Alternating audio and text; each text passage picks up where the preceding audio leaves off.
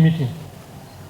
It is a call to reflection, unity, and renewed determination.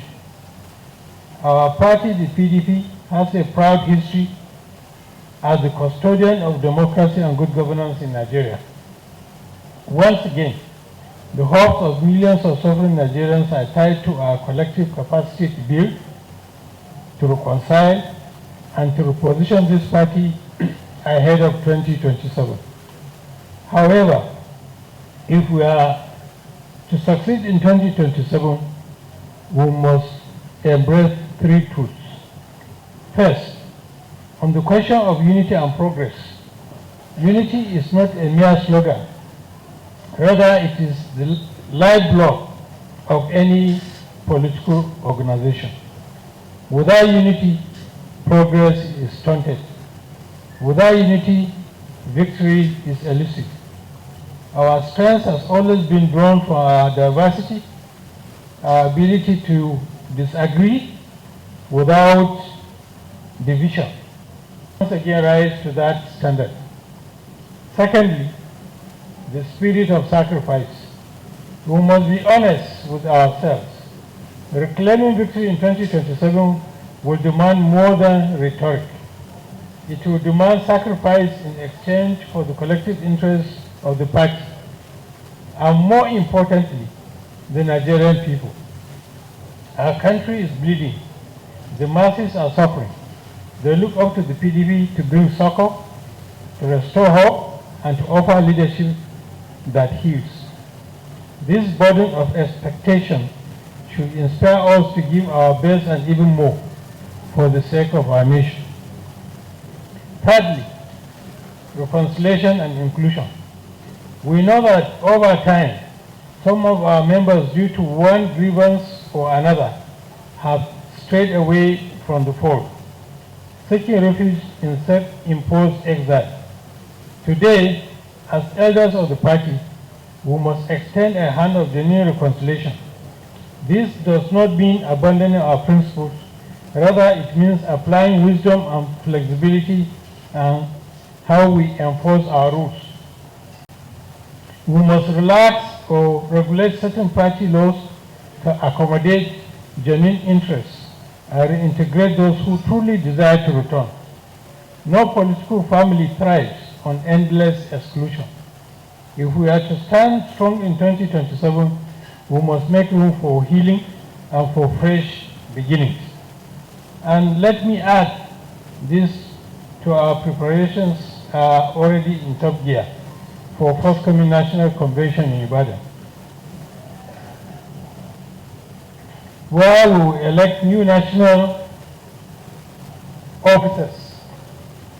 This convention must reflect the spirit of unity, sacrifice, and inclusion that we preach here today. It will be our chance to renew leadership, strengthen our structures, and send a powerful signal that the PDP is ready for 2027. Distinguished leaders, the road to 2027 will not be easy. But if we unite, if we embrace sacrifice, if we open our doors in reconciliation, there is no doubt in my mind that the PDP will once again rise as the hope of Nigerians. With the spirit of determination, solidarity, and faith in our great party. Together, let us write the next victorious chapter of the PDP.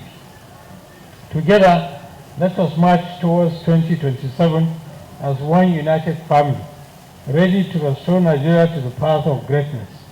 Long live the PDP. It remains my profound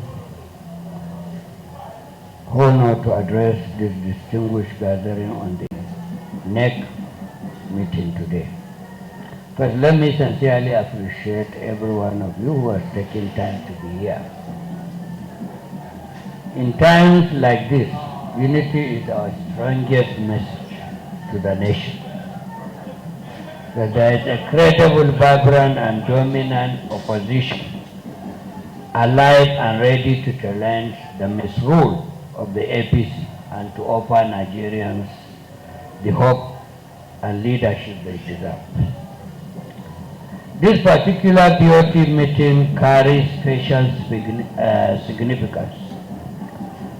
We stand at the threshold of our forthcoming national convention, where we shall elect the next national working committee alongside other pressing matters.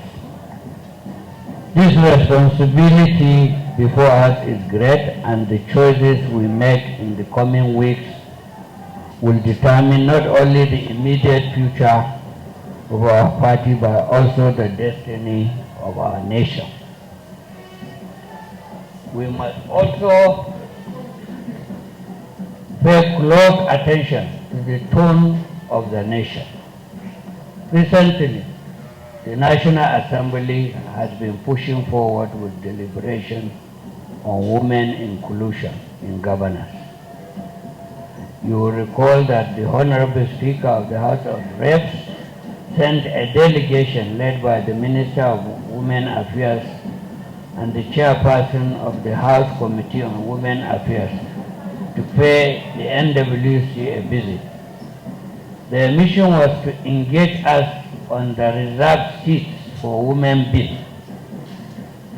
At that meeting, we gave our word that we endorse the bill and will also remain committed to advancing women's inclusion across all levels of leadership in our party and in our country.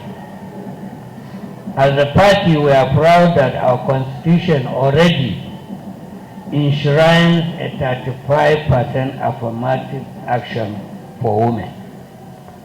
But it is no longer enough to keep this as a text on paper. We must translate it into action. Implementation is the true measure of commitment in the build-up to the National Convention. We must ensure that women are meaningfully represented, not just in committee formations, but also hopefully in the election of national officers of our party. Furthermore, and most importantly, we must consolidate our ranks in the light of the recent factional issues that emerge. While these distractions did not weaken our party's image or achieve the intended effect, they remind us of the need for vigilance, dialogue, and unity. We cannot afford internal cracks at such a critical time in the life of our nation. Equally, the sensitive issue of the National Zoning Committee must be handled with the seriousness and inclusivity. Can we have one house, please? Senator Dongombo and the chief servant. I want your attention here. This is very, very important meeting. Zoning has always been one of the pillars of balance, stability, and fairness within our party.